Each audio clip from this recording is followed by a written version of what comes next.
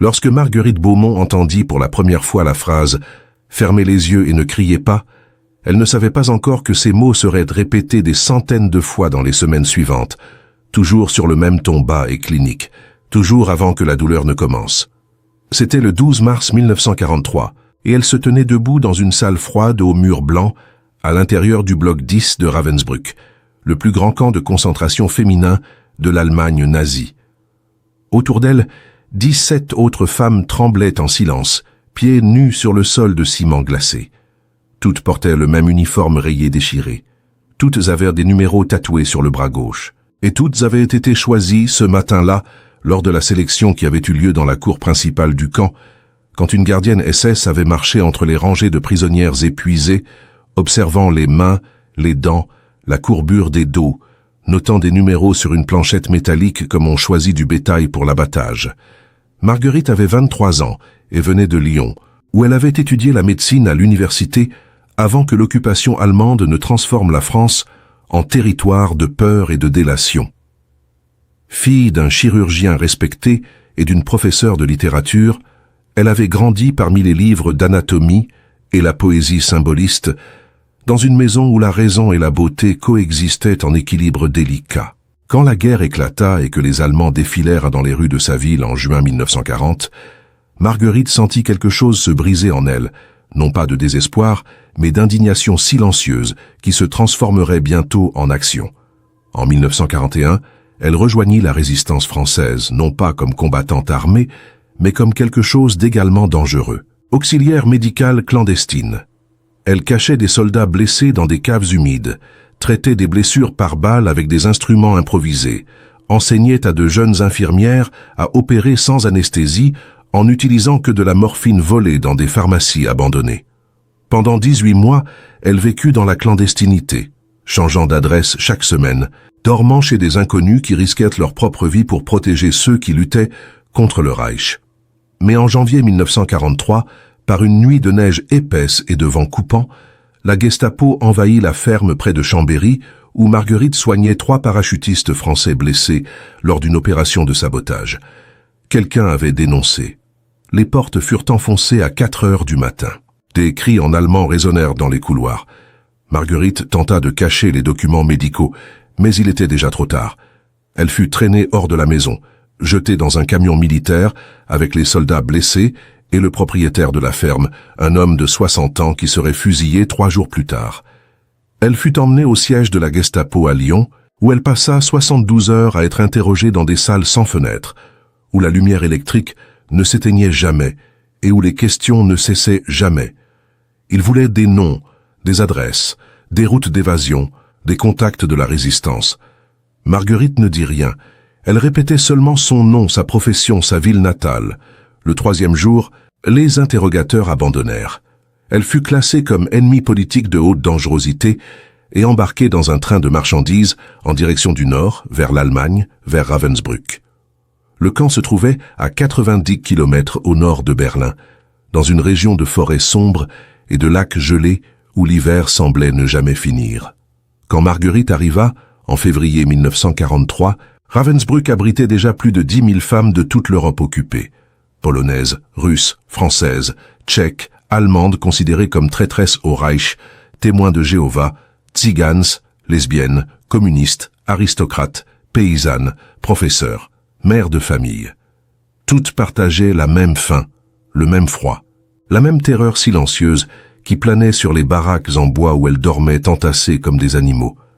Marguerite fut assignée au travail dans les usines de munitions où elle passait 12 heures par jour à assembler des composants de grenades avec des mains blessées et sanglantes. La nourriture était une soupe claire de choux pourris servie 1 fois par jour. Le froid était si intense que certaines femmes mouraient pendant la nuit, cessaient simplement de respirer dans leur sommeil et leur corps était retiré le lendemain matin comme si elles n'avaient jamais existé. Mais début mars, quelque chose changea. Lors de l'appel matinal, quand toutes les prisonnières s'alignaient dans la cour pour le comptage quotidien, une équipe de médecins SS arriva au camp accompagnée d'officiers de haut rang. Ils ne portaient pas les uniformes sales des gardiennes ordinaires, mais des blouses blanches impeccables sous des manteaux de laine épaisse. Ils transportaient des mallettes en cuir et des planchettes, Ils conversaient entre eux en allemand technique, utilisant des termes médicaux que Marguerite reconnaissait de ses années d'études. Ils marchèrent lentement entre les rangées de femmes, observant, notant, sélectionnant. Quand l'un d'eux s'arrêta devant Marguerite, elle sentit le poids du regard clinique parcourir son corps, comme si elle n'était qu'un ensemble d'organes et de systèmes à cataloguer. Le médecin avait des cheveux grisonnants, des lunettes à monture dorée et un visage inexpressif qui aurait pu appartenir à n'importe quel professeur universitaire respectable. Il observa ses mains, retourna ses paumes vers le haut, examina la peau sous la saleté et les blessures. Puis il nota quelque chose sur sa planchette et continua sans dire un mot. Cet après-midi-là, 18 numéros furent appelés par le haut-parleur du camp. Le numéro 24, 867 en faisait partie. Marguerite fut conduite, avec les autres sélectionnés, jusqu'à un bloc isolé à l'extrémité nord du camp, séparé des baraques principales par une double clôture de barbelés. Le bâtiment était différent des autres. Il était en briques rouges au lieu de bois, avec des fenêtres couvertes de planches épaisses et une entrée unique gardée par 2 gardes armés. Quand la porte métallique s'ouvrit, Marguerite sentit l'odeur. Ce n'était pas l'odeur familière de corps sales et d'excréments qui imprégnait tout le camp. C'était quelque chose de différent, quelque chose qu'elle reconnaissait de ses cours d'anatomie à l'université, du formaldéhyde, de l'éther, du désinfectant hospitalier mélangé à quelque chose de plus profond et plus troublant, une odeur métallique et organique qui ne pouvait venir que de chair ouverte et de sang exposé. Les 18 femmes furent emmenées dans une salle longue, aux murs blancs et au sol de ciment. Au centre se trouvaient des tables métalliques, des instruments chirurgicaux disposés sur des plateaux stérilisés, des lampes chirurgicales suspendues au plafond. Tout était propre, organisé, efficace. Cela ressemblait à un hôpital moderne, pas à un camp de concentration. Et c'est précisément cela qui rendit tout encore plus terrible. Parce qu'à ce moment-là, Marguerite comprit que ce qui était sur le point de se passer ne serait pas du chaos ou de la brutalité aléatoire, mais quelque chose de méticuleusement planifié, scientifiquement exécuté, bureaucratiquement approuvé. Une infirmière allemande entra dans la salle. Elle était jeune, peut-être 30 ans, et portait un uniforme blanc impeccable avec une broche de la Croix-Rouge sur la poche, une ironie cruelle qui n'échappa pas à Marguerite. L'infirmière parlait français, avec un fort accent allemand, mais ses mots étaient parfaitement clairs quand elle s'adressa au groupe de femmes terrifiées et dit, d'un ton qui n'admettait aucune question, « Fermez les yeux et ne criez pas ». Ce fut à cet instant que Marguerite Beaumont comprit qu'elle et ses femmes n'avaient pas été amenées à Ravensbrück pour mourir de faim ou d'épuisement. Elles avaient été sélectionnées pour quelque chose de bien pire, quelque chose que l'histoire tenterait d'enterrer pendant des décennies, mais que la vérité finirait par ramener à la lumière à travers les mots que Marguerite commencerait à écrire en secret, utilisant des morceaux de papier volés et de l'encre improvisée, faite de cendres et de sang, cachant chaque page dans les coutures de son uniforme, préservant un témoignage que le monde ne pourrait plus ignorer. Ceci est l'histoire de ce qui s'est passé quand la médecine s'est transformée en torture, quand des scientifiques sont devenus des bourreaux, et quand des femmes ordinaires ont trouvé en elles un courage qu'aucune expérience ne pourrait jamais mesurer ou détruire. Et avant de continuer cette histoire qui doit être racontée, qui doit être rappelée, ce récit est partagé pour que les voix de ces femmes résonnent à travers le temps et vous atteignent aujourd'hui. Si cette histoire touche quelque chose en vous, si vous sentez que ces mots doivent être entendus par d'autres personnes, laissez votre marque en ce moment. Un like pour que cette histoire atteigne d'autres cœurs, un commentaire disant « d'où vous regardez », pour que nous sachions que la mémoire de ces femmes est vivante dans chaque coin du monde. Et si vous croyez que les histoires réelles et profondes méritent d'être préservées et partagées, abonnez-vous à cette chaîne, car il y a tant d'autres voix qui attendent d'être entendues, tant d'autres vérités qui ne peuvent être oubliées. Le bloc 10 de Ravensbrück n'était pas officiellement reconnu dans les registres administratifs du camp. Dans les documents bureaucratiques archivés à Berlin, il n'apparaissait que comme secteur médical spécial, une désignation vague qui cachait délibérément sa véritable fonction. Mais toutes les prisonnières du camp savaient ce que ce bâtiment représentait. Elles l'appelaient le bloc de la mort lente, parce que les femmes qui y entraient en ressortaient rarement de la même manière, et beaucoup n'en ressortaient pas vivantes. Le bloc avait été établi en 1942 sous la supervision directe de Heinrich Himmler, commandant suprême des SS, et du docteur Karl Gebhardt, médecin-chef des SS et chirurgien personnel de Himmler. Officiellement, son but était de mener des recherches médicales avancées pour le bénéfice des forces armées allemandes. En réalité, c'était un laboratoire d'expérimentation humaine où des médecins allemands réalisaient des procédures qui violaient tous les principes fondamentaux de la médecine, de l'éthique et de l'humanité. Marguerite fut soumise à sa première procédure le 18 mars 1943, 6 jours après sa sélection. Elle fut emmenée seule dans une salle plus petite à l'intérieur du bloc, une salle qui ressemblait à une combinaison troublante entre cabinet médical et salle d'opération. Les murs étaient carrelés, blancs, impeccablement propres. Au centre se trouvait une table métallique avec des sangles en cuir pour les poignets et les chevilles. Un plateau d'instruments chirurgicaux était disposé à côté. Bistouris, pinces, seringues en verre, tubes à essai, bouteilles contenant des liquides de couleurs variées. 2 médecins entrèrent, tous deux portant des blouses blanches par-dessus des uniformes SS. Le plus âgé avait environ 50 ans, des cheveux grisonnants peignés en arrière, des lunettes à monture dorée et une expression de concentration professionnelle qui aurait pu appartenir à n'importe quel chirurgien respectable dans n'importe quel hôpital d'Europe. Le plus jeune était blond, peut-être 35 ans, et portait une planchette où il notait des observations avec une écriture méticuleuse. Aucun d'eux ne parla à Marguerite. Aucun d'eux ne demanda son nom ni n'expliqua ce qui allait se passer. Ils indiquèrent simplement d'un geste qu'elle devait s'allonger sur la table. Quand elle hésita, une gardienne SS qui se tenait à la porte fit un pas en avant, et Marguerite comprit que la résistance était inutile. Elle s'allongea. Les sangles en cuir furent serrées sur ses poignets et ses chevilles. Le médecin plus âgé déchira la manche de son uniforme, exposant son bras gauche. Il examina la peau pendant un moment, palpant le muscle, comme s'il évaluait la qualité d'un matériau. Puis il prit une grande seringue, la remplit d'un liquide transparent provenant d'une bouteille sans étiquette, et l'injecta lentement dans le muscle de l'avant-bras de Marguerite. La douleur fut instantanée et intense, non seulement la piqûre de l'aiguille, mais une brûlure profonde qui se répandit dans le bras comme du feu liquide. Marguerite serra les dents, se souvenant de l'ordre. « Ne criez pas ». Le médecin plus jeune nota quelque chose sur sa planchette. Le plus âgé observa le bras de Marguerite pendant quelques secondes, puis injecta plus de liquide à un autre endroit du même bras. Ils attendirent, chronométrèrent, notèrent.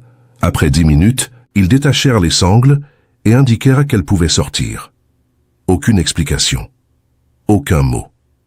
Marguerite fut ramenée dans une petite cellule du bloc 10 même, où elle resterait isolée des autres prisonnières du camp. Là, elle commença à ressentir les effets complets de ce qui avait été injecté dans son bras. La douleur augmenta progressivement au cours des heures suivantes. Le bras enfla, la peau devint rouge et chaude au toucher. Le lendemain matin, il y avait une infection visible, et la chair autour des points d'injection commença à nécroser, devenant sombre et exhalant une odeur putride. Ce fut alors que Marguerite comprit ce qui se passait. En tant qu'étudiante en médecine, elle reconnut immédiatement les symptômes, gangrène gazeuse. Les médecins allemands avaient injecté des bactéries du genre Clostridium directement dans son tissu musculaire pour étudier la progression de l'infection. C'était une maladie courante parmi les soldats blessés au combat, surtout ceux dont les blessures étaient contaminées par de la terre et des fragments métalliques. Et les médecins allemands voulaient mieux comprendre comment la maladie se développait, combien de temps il fallait pour tuer, quel traitement pouvait être efficace. Mais au lieu d'étudier des cadavres ou d'utiliser des modèles animaux, ils infectaient simplement des femmes en bonne santé et les observaient tomber malades. Durant les jours suivants, pendant que l'infection consumait son bras, Marguerite fut examinée quotidiennement par les mêmes médecins. Ils mesuraient la température de la peau infectée, photographiaient la progression de la nécrose, prélevaient des échantillons de puces pour analyse microscopique. Tout était enregistré méticuleusement sur des formulaires standardisés avec des tampons officiels des SS. À aucun moment, ils n'offrirent de traitement. Ils observaient seulement, notaient, attendaient. Quand l'infection atteignit un stade critique et que Marguerite commença à développer une forte fièvre et du délire, ils intervinrent finalement, non par compassion, mais parce qu'ils avaient besoin de plus de données. Ils appliquèrent un médicament expérimental, un composé sulfa qui était testé pour usage militaire. Il voulait voir s'il fonctionnait contre la gangrène avancée. Il fonctionna partiellement. La fièvre diminua. L'infection se stabilisa. Mais le tissu nécrosé demeura, une cicatrice sombre et défigurée que Marguerite porterait pour le reste de sa vie, une marque physique de ce qu'elle avait survécu. Et ce fut durant ces jours de fièvre et de douleur, allongée seule dans une cellule du bloc 10, que Marguerite Beaumont prit une décision qui changerait tout. Elle décida que si elle survivait, elle devrait laisser un témoignage de ce qui se passait là, parce qu'elle percevait que tout cela était soigneusement dissimulé, qu'il n'y avait pas de témoins extérieurs, que les médecins travaillaient avec la certitude que leur crime ne serait jamais découvert. Mais Marguerite avait été éduquée pour croire au pouvoir des mots, à la valeur de la vérité documentée, et elle savait que, si elle parvenait à écrire, si elle parvenait à préserver un témoignage, peut-être qu'un jour, le monde saurait ce qui s'était réellement passé à l'intérieur de ces murs blancs. Le problème était que les prisonnières du bloc 10 n'avaient accès ni à du papier, ni à un stylo, ni à aucun matériel d'écriture. Tout était interdit, mais Marguerite commença à observer, à prêter attention aux petites négligences, aux opportunités minimes. Elle remarqua que les médecins laissaient parfois des formulaires usagés sur les tables après les examens. Elle remarqua qu'il y avait des crayons dans les poches des blouses suspendues. Elle remarqua que, si elle était prudente et patiente, elle pourrait voler de petits morceaux de papier et des fragments de crayons cassés, cacher le tout dans les coutures de son uniforme. Et c'est exactement ce qu'elle fit. Pendant des semaines, avec des mains tremblantes et sous le risque constant d'être découverte et exécutée, Marguerite commença à écrire. Elle écrivait la nuit, dans l'obscurité presque complète de sa cellule, utilisant la lumière minimale qui entrait par une fente dans la porte. Elle écrivait en lettres minuscules pour économiser l'espace, utilisant des abréviations que seule elle comprenait, documentant chaque procédure, chaque injection, chaque femme qu'elle voyait être emmenée vers les salles d'expérimentation. Elle enregistrait les dates, les descriptions physiques des médecins, les types de substances injectées, les symptômes qu'elle observait en elle-même et chez les autres prisonnières. Elle décrivait les chirurgies expérimentales réalisées sur des femmes polonaises à qui on retirait des morceaux d'os des jambes pour simuler des blessures de guerre. Elle documentait les infections délibérées, les transplantations de tissus entre prisonnières incompatibles, les tests de résistance à la douleur. Et elle commençait toujours chaque entrée par la même phrase qui marquait le début de chaque session d'expérimentation. « Fermez les yeux et ne criez pas ». Marguerite n'était pas la seule Française au bloc 10. Il y avait aussi Marie-Claude Vaillant-Couturier, une journaliste de Paris qui avait été capturée en distribuant des tracts de la Résistance. Il y avait Geneviève de Gaulle, nièce du général Charles de Gaulle, qui survivrait aux expériences et témoignerait plus tard au procès de Nuremberg. Il y avait Germaine Tillion, une ethnologue qui conservait des enregistrements mentaux de tout ce qu'elle témoignait, mémorisant des noms, des dates, des procédures, et qui après la guerre publierait l'un des récits les plus détaillés sur Ravensbrück. Ces femmes formèrent un réseau silencieux de résistance à l'intérieur même du bloc d'expérimentation. Elles partageaient des informations, se soutenaient mutuellement dans les moments de plus grand désespoir. Et toutes, chacune à sa manière, préservaient la mémoire de ce qui se passait. Mais les expériences continuaient. En avril 1943, un nouveau groupe de médecins arriva à Ravensbrück, cette fois des spécialistes en chirurgie orthopédique venus de l'université de Berlin.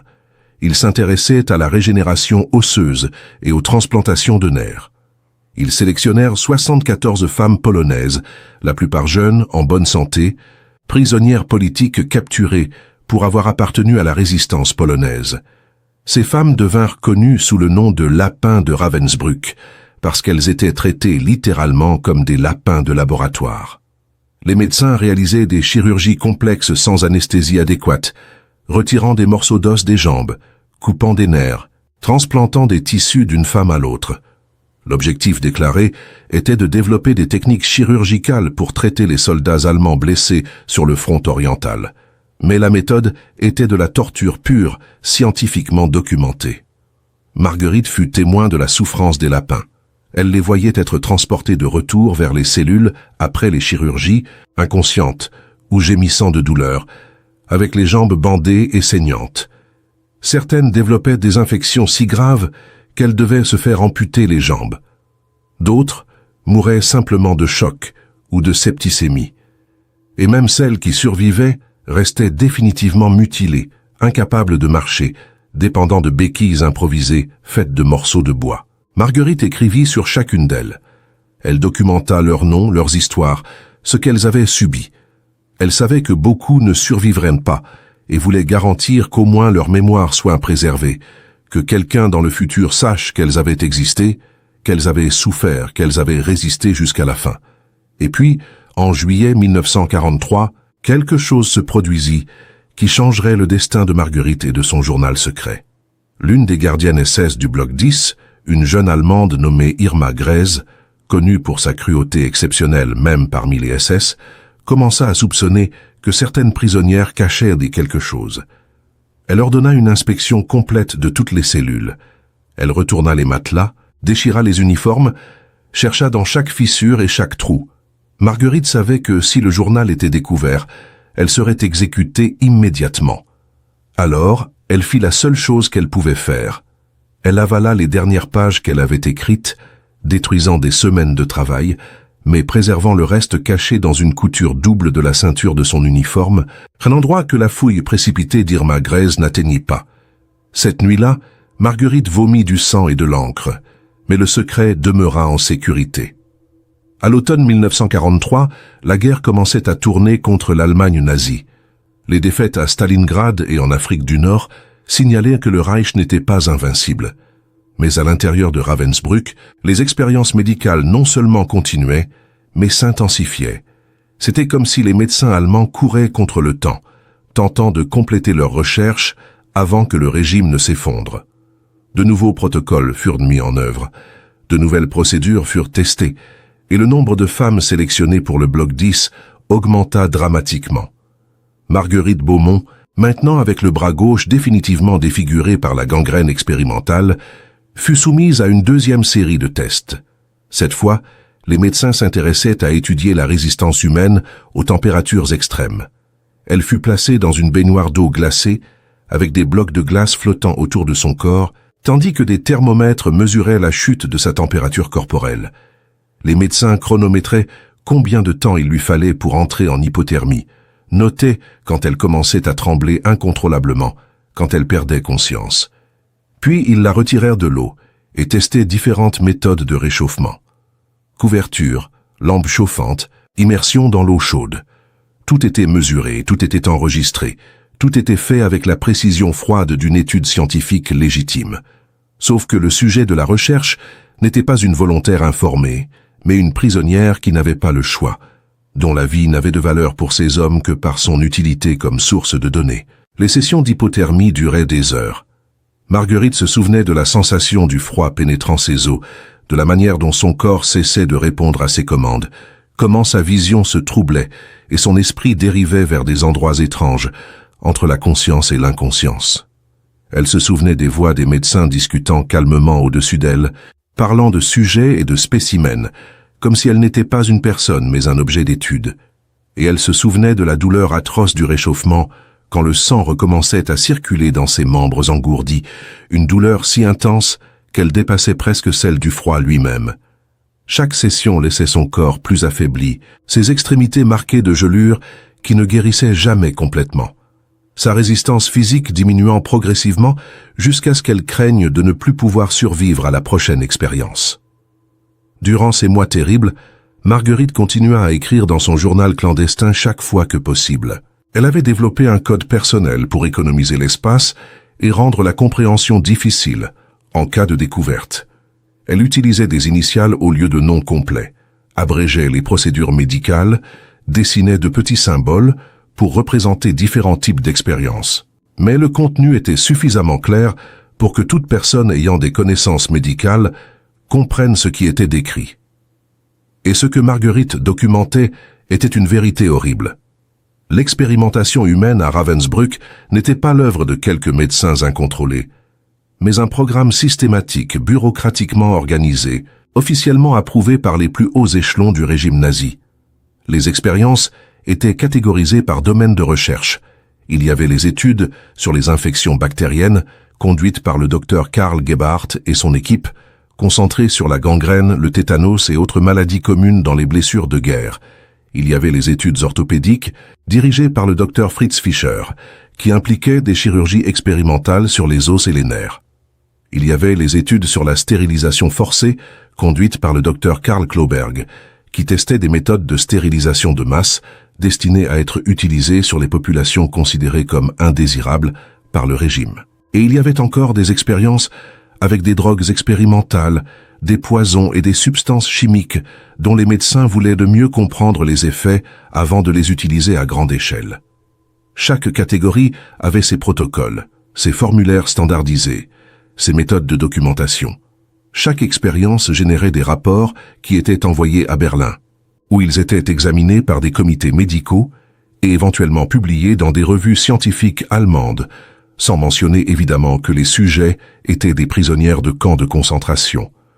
La communauté médicale allemande était, dans sa majorité, consciente de ce qui se passait. Certains médecins s'opposaient éthiquement, mais peu eurent le courage de parler publiquement.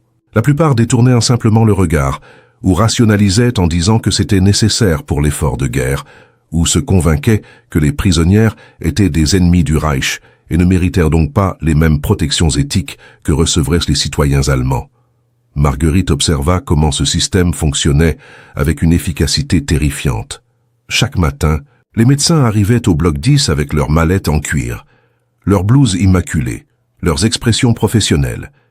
Ils consultaient leurs listes, sélectionnaient les prisonnières pour les procédures du jour, travaillaient méthodiquement de salle en salle, comme s'ils faisaient leur ronde dans un hôpital ordinaire. Il y avait des horaires fixes, des pauses pour le déjeuner, des discussions académiques sur les résultats obtenus. Tout était organisé, structuré, normalisé, et c'était précisément cette normalité, cette transformation de l'horreur en routine bureaucratique qui rendait tout encore plus monstrueux. Mais tous les Allemands à Ravensbrück n'étaient pas des monstres. Il y avait des exceptions, de petites lueurs d'humanité au milieu de l'obscurité institutionnelle. Une infirmière allemande, nommée Gerda, qui travaillait au bloc 10, laissait parfois de petits morceaux de pain cachés dans les cellules des prisonnières. Elle ne parlait jamais directement avec elles, ne risquait jamais d'être vue manifestant de la compassion, mais ces gestes minimes signifiaient la différence entre mourir de faim ou avoir l'énergie pour survivre un jour de plus.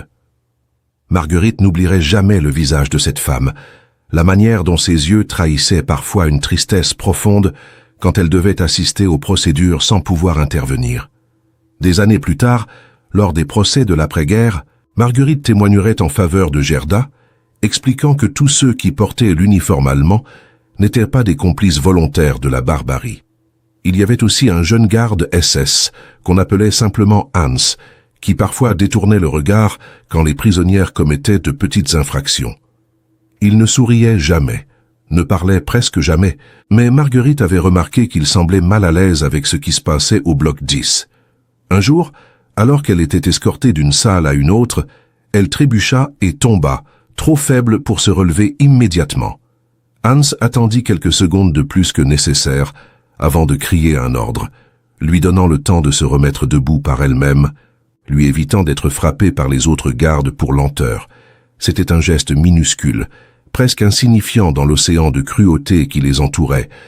Mais pour Marguerite, ce moment représentait quelque chose d'important, la preuve que même dans les systèmes les plus déshumanisants, il restait des individus capables de préserver un fragment de leur humanité. En décembre 1943, Marguerite fut témoin de quelque chose qui la marquerait profondément. L'une des lapins polonaises, une jeune fille de 19 ans nommée Wanda Połtawska, fut sélectionnée pour une chirurgie particulièrement brutale. Les médecins avaient l'intention de retirer une grande partie de l'os de sa jambe pour étudier la régénération osseuse. Mais Wanda refusa. Elle refusa simplement de marcher jusqu'à la salle d'opération. Les gardiennes tentèrent de la traîner de force, mais elle résista, s'accrochant au barreau, criant qu'elle préférait être exécutée immédiatement plutôt que d'être mutilée de cette façon. D'autres prisonnières commencèrent à crier en solidarité. Pendant quelques minutes, il y eut du chaos dans le bloc 10, des voix de femmes s'élevant en protestation contre ce qu'elles ne pouvaient plus supporter en silence. La réponse fut immédiate et violente.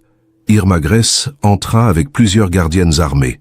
Wanda fut battue jusqu'à perdre conscience, puis traînée dans la salle d'opération et opérée malgré tout. Mais ce qui se passa ce jour-là fut significatif d'une manière que personne n'attendait. Certaines des autres lapins commencèrent à s'organiser, à faire des pactes entre elles selon lesquels elles résisteraient, qu'elles refuseraient de marcher volontairement vers les salles d'expérimentation, qu'elles forceraient les médecins à les traîner, à rendre clair pour tout témoin futur que cela n'était pas consenti, n'était pas volontaire, était de la violence pure. Marguerite écrivit sur cette journée dans son journal, décrivant non seulement l'horreur de ce qui était arrivé à Wanda, mais aussi le courage extraordinaire que ces femmes démontrèrent en choisissant de résister même quand résister signifiait plus de souffrance. Dans les semaines qui suivirent, la résistance silencieuse des lapins prit différentes formes. Certaines cachèrent leurs symptômes post-opératoires pour retarder les examens de suivi.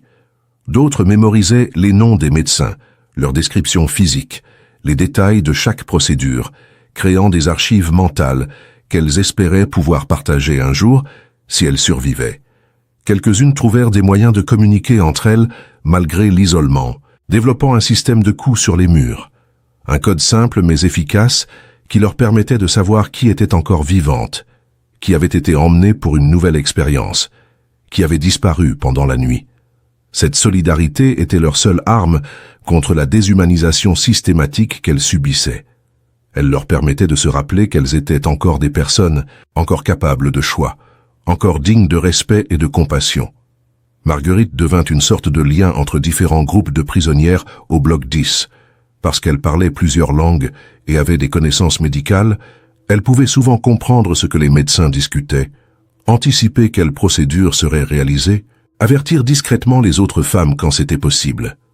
Elle partagea également ses connaissances sur la manière de traiter les infections avec les moyens limités dont elle disposait, enseignant aux autres comment nettoyer les plaies avec de l'eau bouillie volée, comment reconnaître les signes de septicémie avant qu'il ne soit trop tard, comment improviser des bandages à partir de morceaux de tissu déchirés.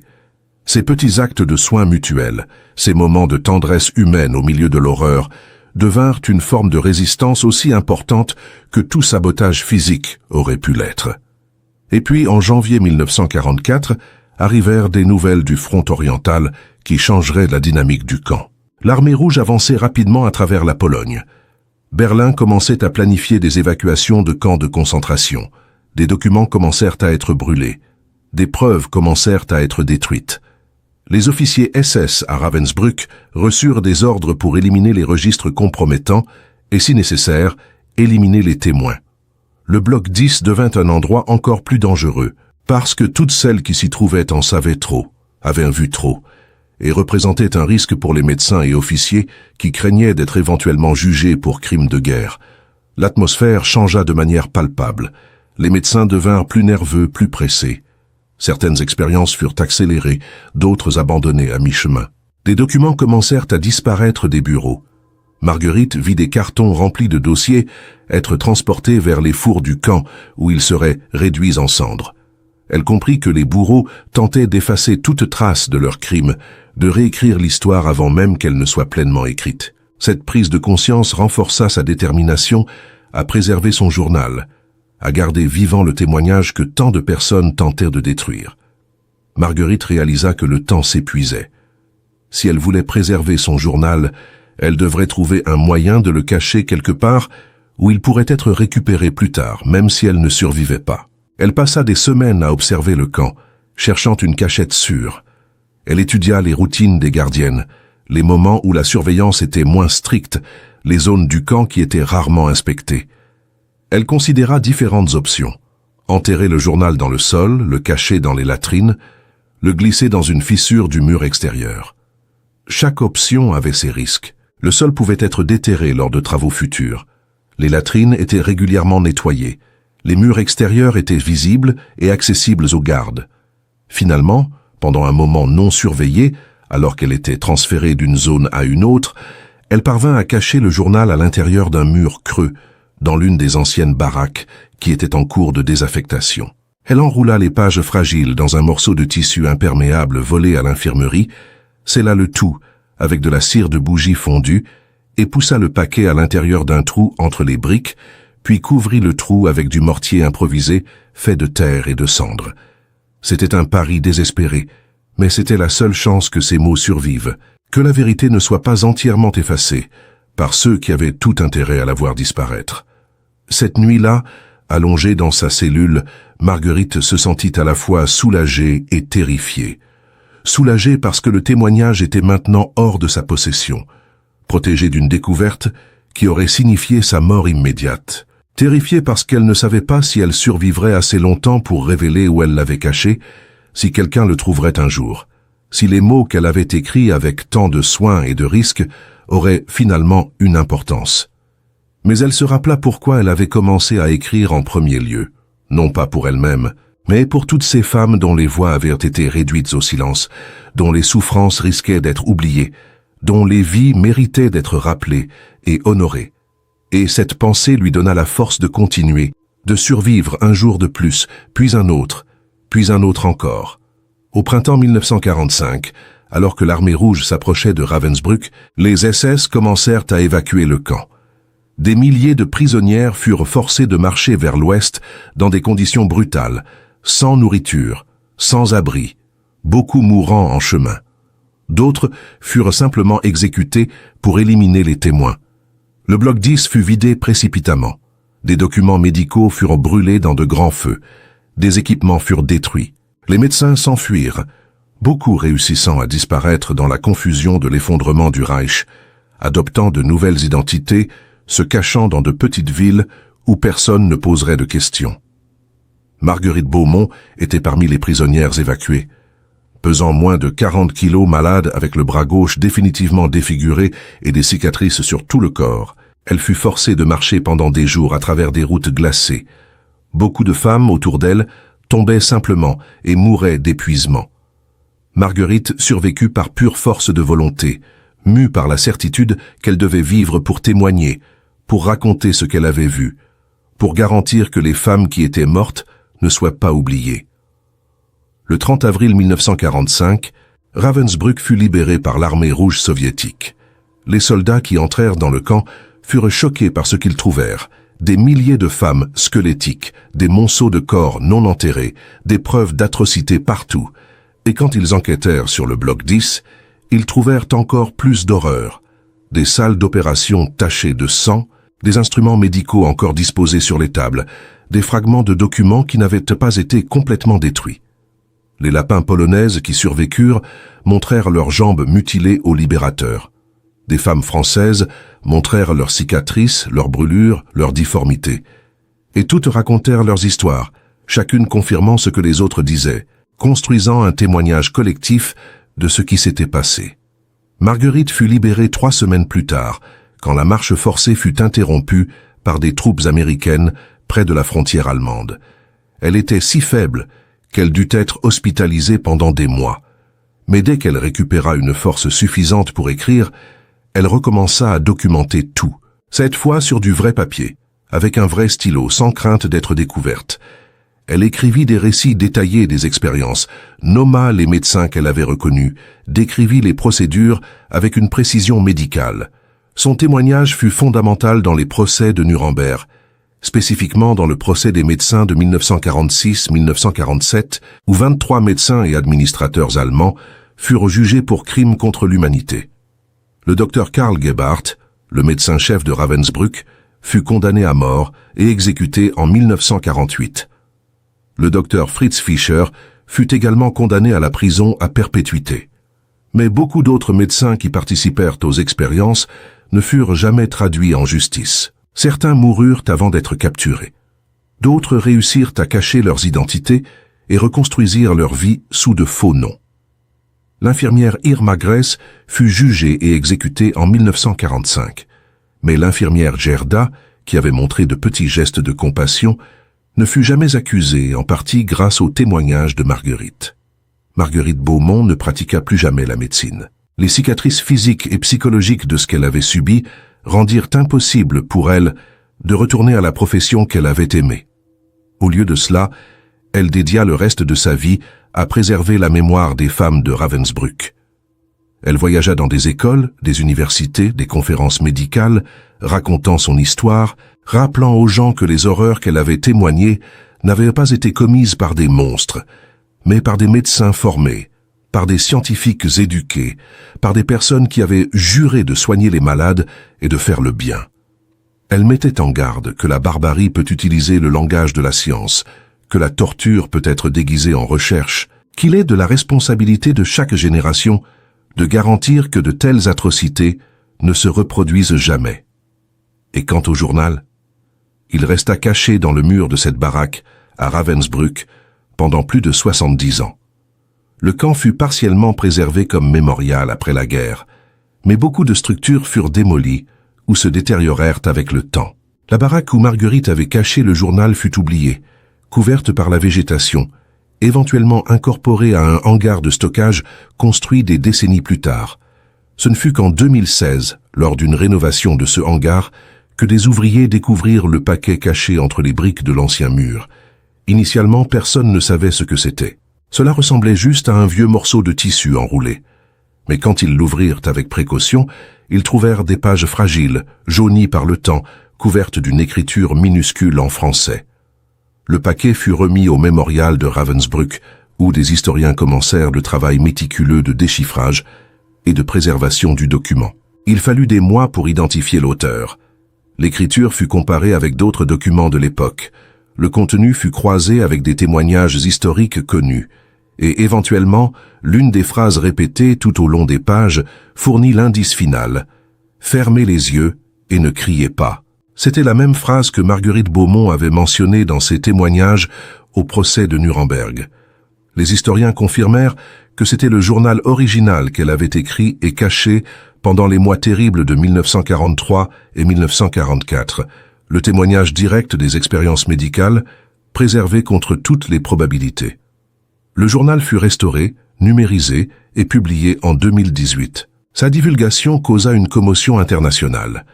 Pour la première fois, le monde avait accès à un récit en temps réel, écrit dans le feu du moment, sans le filtre de la mémoire ou de la reconstruction postérieure.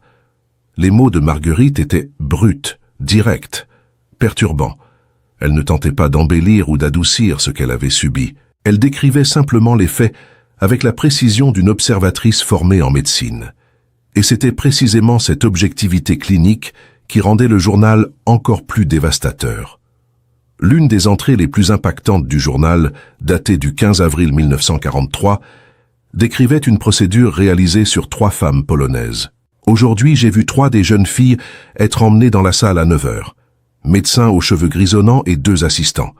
J'ai entendu les cris pendant 2 heures. Quand elles ont ramené les jeunes filles, leurs jambes étaient bandées du genou à la cheville. L'une d'elles avait une très forte fièvre. Une autre était inconsciente. La 3e pleurait silencieusement, répétant le nom de sa mère. Aucun traitement n'a été donné, seulement observation et notes. Ils veulent voir comment les blessures évoluent sans intervention. Une autre entrée du 3 juin 1943 était encore plus spécifique. Ils ont injecté quelque chose dans mon bras droit aujourd'hui, liquide jaunâtre. Cela brûle terriblement. La peau autour du point d'injection est devenue rouge en quelques minutes. Le jeune médecin a noté la réaction. Ils ont dit qu'ils reviendraient dans 24 heures. Je ne sais pas ce qu'ils ont injecté. Je crains que ce soit du poison ou une toxine. Mon bras est maintenant gonflé et chaud. Si je meurs, que quelqu'un trouve ces mots et sache que je ne suis pas morte de maladie, mais que j'ai été tuée par des mains qui auraient dû guérir. La publication du journal raviva des débats importants sur l'éthique médicale, sur les limites de la recherche scientifique, sur comment la médecine peut être corrompue quand elle est divorcée de la compassion et de l'humanité. Des facultés de médecine autour du monde commencèrent à inclure le journal de Marguerite dans leur programme, l'utilisant comme exemple fondamental de pourquoi des codes éthiques médicaux furent établis après la Seconde Guerre mondiale. Le code de Nuremberg, établi en 1947 comme résultat direct des procès des médecins nazis, définit pour la première fois les principes éthiques essentiels pour la recherche impliquant des êtres humains. Le consentement volontaire est absolument essentiel. L'expérience doit produire des résultats bénéfiques pour la société qui ne peuvent être obtenus par d'autres moyens. Les risques ne doivent jamais excéder l'importance humanitaire du problème. Des précautions adéquates doivent être prises pour protéger les sujets. L'expérience doit être conduite par des personnes scientifiquement qualifiées. Le sujet doit avoir la liberté de mettre fin à sa participation à tout moment. Le scientifique responsable doit être prêt à terminer l'expérience s'il y a raison de croire que le continuer peut résulter en blessure, incapacité ou mort. Chacun de ces principes fut écrit en réponse directe à ce qui s'était passé dans des endroits comme Ravensbrück. Chacun d'eux fut inspiré par les témoignages de femmes comme Marguerite Beaumont et les lapins polonaises. Et chacun d'eux représente une promesse collective que l'humanité a appris de ses erreurs les plus sombres et a consciemment choisi un chemin différent. Marguerite Beaumont vécut jusqu'à 87 ans. Elle mourut en 2007 à Lyon, la ville où elle était née entourée par sa famille. Elle ne s'était jamais mariée, n'avait jamais eu d'enfant, mais elle avait dédié sa vie à éduquer les générations futures. Ces dernières années furent passées à travailler avec le mémorial de Ravensbrück, aidant à préserver les histoires des femmes qui n'avaient pas survécu, garantissant que leur nom ne soit pas oublié. Quand elle mourut, Marguerite laissa des instructions spécifiques sur l'endroit où elle voulait être enterrée. Dans le cimetière de Lyon, sous une pierre tombale simple qui portait seulement son nom, ses dates de naissance et de mort, et une seule phrase en français, « Elle a survécu pour témoigner ». Aujourd'hui, le journal de Marguerite Beaumont est préservé dans le musée mémorial de Ravensbrück, exposé dans une vitrine avec température et humidité contrôlée pour protéger les pages fragiles. Des milliers de visiteurs s'arrêtent devant cette vitrine chaque année, regardant cette écriture minuscule, tentant d'imaginer le courage qui fut nécessaire pour écrire ces mots en secret, sachant qu'être découverte signifierait la mort immédiate. Et sur la première page du journal, écrite avec une écriture légèrement plus ferme que le reste, il y a une dédicace que Marguerite ajouta des années plus tard, quand le document fut officiellement donné au mémorial. La dédicace dit « Pour toutes les femmes de Ravensbrück qui n'ont pas vécu pour raconter leurs histoires, ces mots sont les leurs autant que les miens, que le monde ne les oublie jamais. L'histoire de Marguerite Beaumont et du journal caché pendant 70 ans nous rappelle des vérités fondamentales sur la nature humaine. Elle nous rappelle que la barbarie peut utiliser le langage de la science et de l'ordre. Elle nous rappelle que la cruauté organisée et bureaucratiquement exécutée n'est pas moins cruelle pour être systématique.